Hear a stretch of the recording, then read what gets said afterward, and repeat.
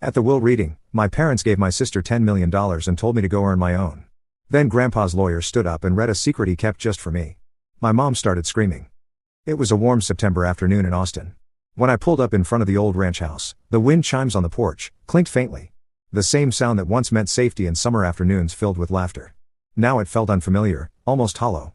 I hadn't been here in over a year, not because I didn't want to, but because I'd been told there was no one left to visit. When the front door creaked open, I was met not with a hug, but with a voice as cold as the rusted screen door it came through. "So, you finally decided to show up?" Grandma said, her eyes sharp, her arms crossed. I froze. Her words stung more than I expected. "Grandma, what's going on?" I asked, stepping closer. "They told me you were in a nursing home. That you and Grandpa don't." She cut me off, raising one trembling hand. That single gesture felt like a slap. "Your grandfather called you Elena over and over on his deathbed. He kept asking for you, his little scientist, but you never answered. You never visited." My breath caught in my throat. "That's not true," I said, my voice shaking. "Please, let me see the number he was calling." She hesitated for a moment, then disappeared into the house. When she returned, she was holding a small notepad, the corners worn, the pages slightly curled. She handed it to me. I recognized Grandpa's handwriting instantly, but the number on the page wasn't mine. Not even close. "This isn't my number," I whispered. "I've had the same one since high school." Her brows furrowed. "They told us you changed it when you went off to college," she said, her voice quieter now. "Said you didn't want to be bothered. That you wanted space. That you were ashamed of us." "No," I said, stepping back, my legs suddenly weak. I grabbed the porch railing for support. "Grandma. I came home last spring break. I came here. Vanessa was here. She said no one was home." Grandma's face turned pale. "We were here. We've always been here. Elena. What are you saying?" "They lied to me," I said, anger rising in my chest, like a wave. "They told me you and Grandpa had been moved to a care facility out in Cedar Ridge. They said visitors weren't allowed because of quarantine. That it was best I stayed away and focused on school." Her lips parted, but no sound came. She looked as if the wind had been knocked out of her. "They said, you didn't want to see us." She finally whispered, "That you said you had a new life now. That we didn't belong in it." A bitter laugh escaped me, sharp and shaky. "I never said any of that. They cut me off from you on purpose. They didn't even tell me Grandpa was sick until it was too late. They told me the funeral was at 1 p.m. today. I got to the church and it was empty." She blinked slowly and sat down on the porch swing like her knees could no longer carry her. "The funeral was at 9 a.m., she murmured, realization dawning across her face like a shadow. They told everyone you didn't show. That you didn't care." I swallowed the lump in my throat. I would never miss his funeral. Never. He was the only one who believed in me. The porch blurred as my eyes filled with tears. Without thinking, I dropped to my knees beside her and buried my face in her lap. For a long time we said nothing. Only the wind spoke, whispering through the trees like it, too, carried secrets. "He died." Thinking I didn't care, I sobbed. "We know the truth now," Grandma said softly, stroking my hair like she did when I was little. "We know, Elena." Grandma wiped her tears with the edge of her sleeve, then looked at me with a steadiness I hadn't seen in years. The sadness in her eyes hadn't disappeared, but now it was laced with something sharper. Resolve. She stood slowly, brushing imaginary dust from her skirt, then walked into the house. I followed her in, unsure of what came next. In the living room, everything was exactly as I remembered, except the air. It was heavier now. She picked up the phone from its cradle by the kitchen wall. The old rotary phone clicked as she dialed, each number a deliberate choice that couldn't be undone. I watched her fingers, noticing how the skin had thinned over the years, the blue veins more prominent now beneath the surface. Yet there was nothing fragile about the way she held herself. The grief had hardened into something else, determination. Her fingers trembled slightly as she dialed, but when she spoke her voice had returned to that unshakable firmness I remembered from childhood. "Betty." "Yes, it's me," she said flatly. "I need you, Jacob, and Vanessa to come over. Right away." I heard a muffled voice on the other end. Grandma cut in before it could finish. "No, it can't wait. I'll be expecting you within the hour." She hung up without saying goodbye. Then, she turned to me. "The lawyer is on his way too," she said, her voice calm, but underneath it, something was burning. "Your grandfather. He left some things that need to be read aloud in front of everyone." I didn't say a word. I only nodded. I wasn't ready for what was coming. But I had nothing left to lose. An hour later, the doorbell rang. "Stay in the kitchen until I call you," Grandma said, placing a gentle hand on my shoulder. I sat at the small kitchen table, the one where Grandpa used to drink his morning coffee while reading science articles I'd clipped out for him. Through the wall, I could hear their voices, Mom's overly cheerful tone, Dad's calculated politeness, Vanessa's trademark bored sigh, then silence, and finally, Grandma's voice, clear and cutting. "Please everyone take a seat. Mr. Cullen Reeves is here to read David's will. That was my cue. I stepped into the living room. All three heads snapped in my direction. My mother's fake smile faltered. My father's face went ghostly pale. Vanessa's lips parted, but no sound came. I could see the calculations spinning in their minds. Why was I here? Why had Grandma invited them under false pretenses? The living room felt smaller than I remembered. The faded floral sofa where my grandmother now sat, the armchair where my father perched uncomfortably, the antique coffee table with water rings from decades of iced tea glasses, it all seemed to shrink in the presence of what was about to unfold. The air was thick with unspoken accusations, with secrets about to surface. Mr. Reeves opened his briefcase, slowly, and pulled out a thick envelope. The kind that didn't just contain legal instructions, but secrets, too. He cleared his throat. I, Walter Dawson, being of sound mind and clear intention, declare this to be my last will and testament. The room went utterly still. Mr. Reeves continued reading. To my beloved wife, Helen Dawson, I leave our family home and a lifelong financial provision for her care and comfort. Grandma's expression didn't change. She already knew. To my granddaughter, Elena Dawson, I leave the newly constructed research facility at 482 Pine Ridge Lane, including all laboratory equipment, intellectual property rights to any ongoing projects under my sponsorship, and the funds required for continued development and staffing. The room cracked. It was subtle at first. A sharp inhale from Dad, the twitch of Mom's eye. But it was Vanessa who broke the silence. You've got to be kidding me. Her voice shook with fury. You gave her the lab? The whole damn facility. Mr. Reeves didn't flinch. And finally, the remainder of my estate accounts, assets, and investments shall be divided equally between my two granddaughters, Elena and Vanessa Dawson. The silence that followed was loud. Vanessa stood up so fast her chair screeched against the wooden floor. Her face was red. Her lips curled in disbelief. This is insane. No. No. I was supposed to get everything. That's what you said. She turned on her parents, voice cracking. You promised. You told me if I visited him, acted like the good granddaughter, played along, everything would be mine. I stared at her, frozen. They'd made her act, lie, manipulate a dying man for money. And she'd done it willingly. But Grandma wasn't done. There's more. She said coldly, reaching into the drawer beside her and pulling out a folded letter. Her hand shook as she passed it to Mr. Reeves. Walter wanted this read, too. Mr. Reeves unfolded the letter slowly, careful not to tear the brittle edges. The paper had yellowed, slightly, but Grandpa's handwriting remained bold and firm, as if he had written every word with unwavering clarity. He cleared his throat before reading aloud. To my dearest Elena, if this letter is being read, it means I'm no longer by your side. And though that thought breaks my heart, I hope these words carry some of the love I couldn't show you enough in life. You were always different, not in a way that needed fixing, but in a way that made the world richer. While others chased noise, you searched for truth. While they performed, you observed. You were my little scientist. My pride. My legacy. A sharp breath caught in my throat. I could already feel my mother's stare burning into me, but I didn't look her way. I watched you grow up with questions in your eyes no one around you seemed interested in answering. I saw the way you clutched your little notebook at 7 years old, recording how long it took rain to fill a glass jar. I saw how your joy dimmed every time your mother brushed you off, every time your father changed the subject. And I watched helplessly, as your brilliance made them uncomfortable, because they could not understand it, and worse, because they never tried. Vanessa shifted in her seat. Mom crossed her arms. Dad looked away. Vanessa was always louder. Easier to praise. More comfortable for them to parent. And so, they poured everything into her. Attention, affection, money. I don't blame her entirely for the way things unfolded. She played the part they wrote for her. But, you, Elena, you built your own script. That took courage I admired more than you ever knew. A tear slipped down my cheek. Grandma reached for my hand, gently squeezing it. I remember once, after you won your first regional science competition, your parents didn't even come. They were at Vanessa's dress rehearsal. You came to the porch afterward, holding the trophy in both hands, unsure of whether to be proud or ashamed. You asked if we could put it in the box under your bed instead of on the shelf. You said, maybe if I don't show it, they'll stop looking at me like I'm someone else's kid. My heart broke that day. I felt the room shrink around me. My mother remained stiff. My father had gone pale. Vanessa was silent, biting her bottom lip. You deserved more than what they gave. Not just things but recognition, warmth, space to be exactly who you are. And while I can't rewrite the past, I can make sure your future is built on your own terms. That's why I built the lab for you. That's why I changed the will. You're not a mistake. You are a miracle they never deserved. Mr. Reeves folded the letter slowly. The silence that followed was deafening. I remember the trophies, the box under my bed, the way I used to sit for hours, rearranging them like puzzle pieces I didn't know how to display. I remembered hiding certificates in drawers. I remembered Vanessa saying, nobody likes a know-it-all, every time I opened my mouth in front of her friends. And I remembered doing her homework for her. You're just better at this stuff, she used to say, dropping her books in front of me without even asking. Vanessa, that's cheating, I had told her once. Elena, help your sister. Mom had snapped from the hallway. Family helps family.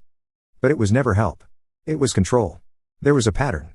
Vanessa demanded my parents enabled and I complied because I thought maybe if I was useful I'd be loved. Sometimes I'd hear them talking when they thought I was asleep. I just don't get where she gets it from, Mom would whisper. She's not like us, Dad would say, almost amused. Maybe we brought home the wrong baby. They'd laugh. I never did. I stared down at my hands now, older, steadier, stronger than the ones that used to grip a magnifying glass in the backyard, trying to catch sunlight in a jar. Grandpa had seen me. He'd always seen me. And now, he'd made sure the rest of the world had to as well. I was always the quiet one. The one who stayed behind while the rest of the family moved like a polished unit. Vanessa always in the spotlight, my parents orbiting her like planets to a sun. I didn't need their attention, I told myself. Not really. But, even lies grow heavy when you carry them long enough. While Vanessa danced on stage in glittering costumes, I sat in the back row of the auditorium, holding my breath every time Mom stood to applaud. She never clapped like that for me. I don't even think she knew when my science fair was. I remember one birthday, I must have been 10, Grandma and Grandpa had driven down from the ranch, and Grandpa gave me a microscope kit, wrapped in newspaper with a bow made from twine. I was ecstatic. Vanessa rolled her eyes. Of course, she'd won a box of germs, she muttered. Mom laughed. Well, that's our Elena. Always the little oddball. That night, I set up the microscope on the kitchen counter, too excited to wait. I'd prepared slides of pond water, bits of onion skin, flower petals, anything I could get my hands on. But just as I leaned in to focus the lens, Mom's voice cut through the hallway like a blade. Elena, clean that up. Vanessa's friends are coming over. I don't want your science mess out. She didn't even look at me when she said it. That was the pattern. Vanessa had people. She had parties, celebrations, the kind of family photos where everyone was smiling. I had books. Quiet. A world I built out of pages and formulas because the real one had no room for me.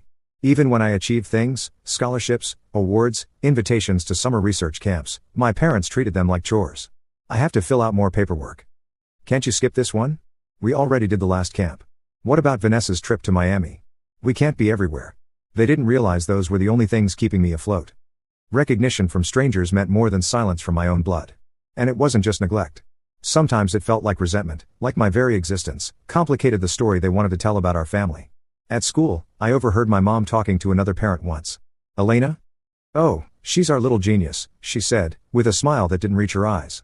A bit intense sometimes, but we're trying to help her be more normal. I remember retreating to the bathroom and locking the stall, gripping the edge of the toilet tank to keep from shaking.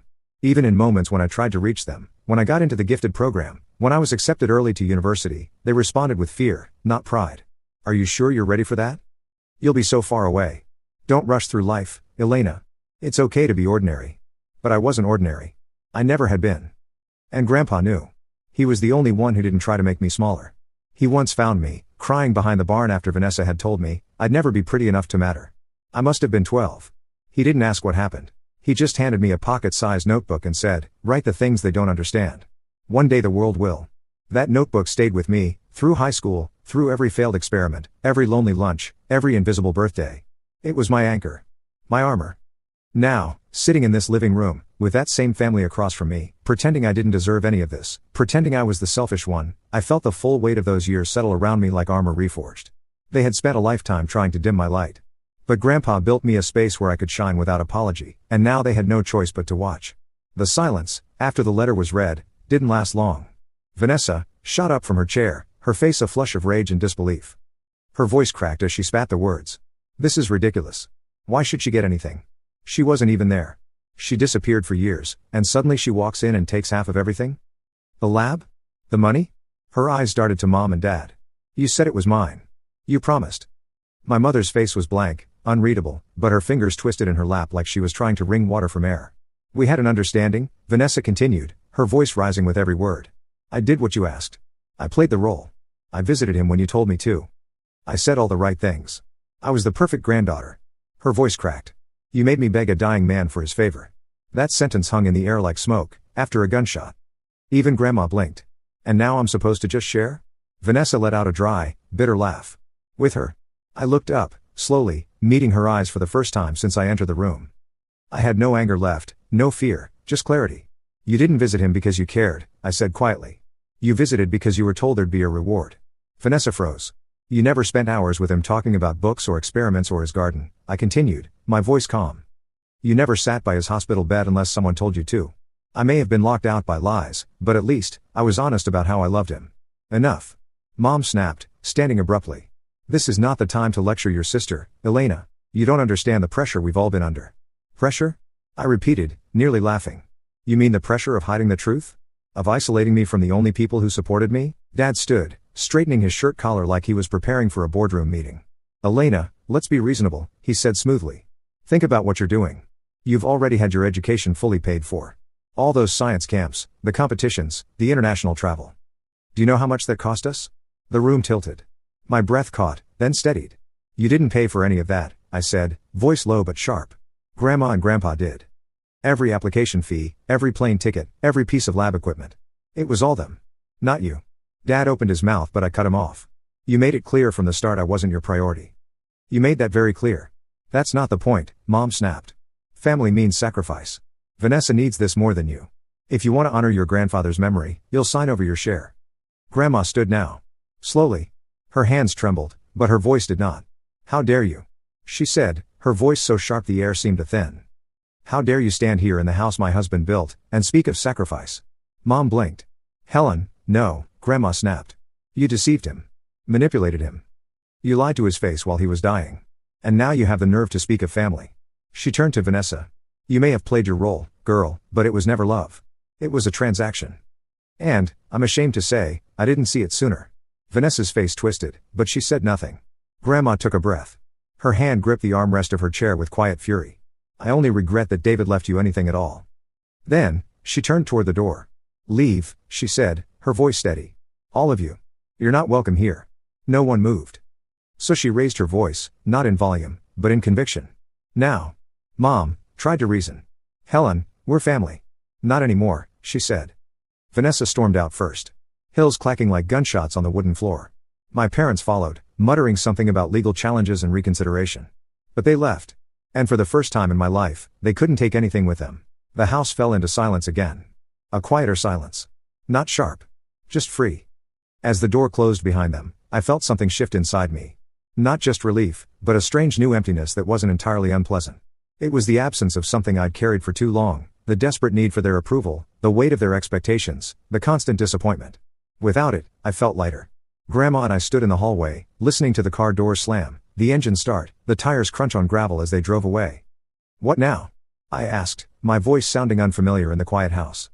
Grandma looked at me, really looked at me, perhaps for the first time since I'd arrived. Now we rebuild, she said simply. Just like Walter would have wanted. That night, I slept in my old room at the ranch. The ceiling still had those glow-in-the-dark stars Grandpa had helped me stick up there when I was 9. I'd mapped out actual constellations, insisting they be accurate. I remembered him standing on a chair, patiently following my instructions while I consulted my astronomy book. Move Orion's belt 2 inches to the left, Grandpa. I'd called out, so serious about it all.